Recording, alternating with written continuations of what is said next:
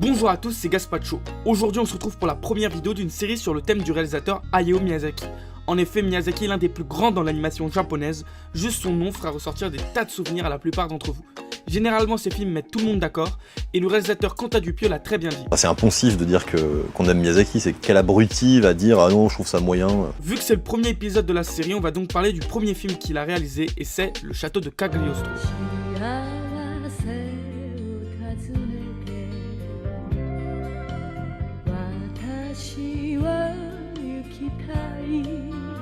Le château de Cagliostro nous raconte l'une des aventures de Lupin the Third, personnage créé par Monkey Punch en 1967. Le film est sorti en 1979, c'est le premier long métrage de Miyazaki qui avant travaillait sur l'animé Lupin. L'histoire prend place alors que Lupin et son associé Jigen dévalisent un casino. Problème, ils se rendent compte que l'argent de celui-ci est en fait de la gold money, de la fausse monnaie presque indétectable. Ils décident alors de percer ce mystère en allant dans la principauté fictive de Cagliostro, d'où proviendraient ses phobies. Alors que Jigen et Lupin réussissent à s'infiltrer dans la principauté, ils se retrouvent face à une course-poursuite.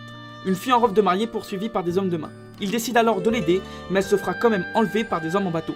La jeune mariée laisse derrière elle une bague au blason de Cagliostro. Lupin se met alors en tête de la retrouver et au passage découvrir le secret derrière la gold money. On retrouvera au cours du film toute la bande de Lupin avec des personnages comme Fujiko ou encore l'inspecteur Zenigata. Dans cette adaptation, Miyazaki a fait de Lupin un personnage héroïque, très loin du criminel qu'on retrouve dans l'œuvre originale. Monkey Punch dira même que si c'était lui, Lupin n'aurait pas sauvé la fille mais l'aurait violée. J'étais assez surpris quand j'ai appris que le film datait de 1976, car il était vraiment techniquement au-dessus de ce qui se faisait au Japon à l'époque. Les dessins sont beaux, l'animation est fluide et on a le droit de nombreux petits détails qui renforcent le réalisme du film. Le film est constitué d'éléments qu'on retrouvera dans d'autres films de Miyazaki, comme par exemple les véhicules volants ou encore les châteaux. D'ailleurs, on remarque que Miyazaki s'est inspiré du Roi et de l'Oiseau de Paul Grimaud, que ce soit pour l'histoire du mariage forcé ou de la conception du château.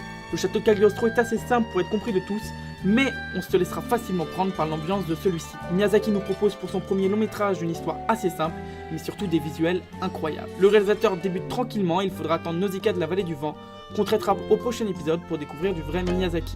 Bon, j'espère que ce premier épisode de la série vous a plu. J'avais pas beaucoup de remarques à faire sur le film car je le trouve vachement simple, mais c'est ce qui fait tout son charme. On aura le temps de parler plus longuement de certains films de Miyazaki dans d'autres épisodes. En tout cas, n'hésitez pas à commenter et à donner votre avis sur le film. C'était Gaspacho.